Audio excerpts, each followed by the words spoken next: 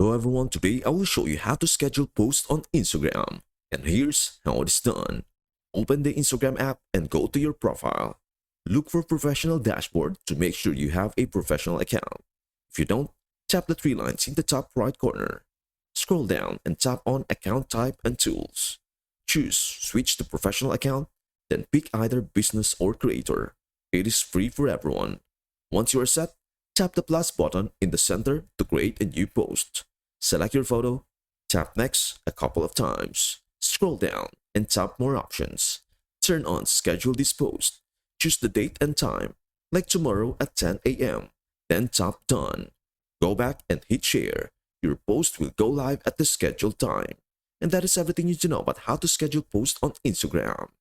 Before we end, may I humbly ask you a favor? Please do like, share, and subscribe to our channel. This means the world to us.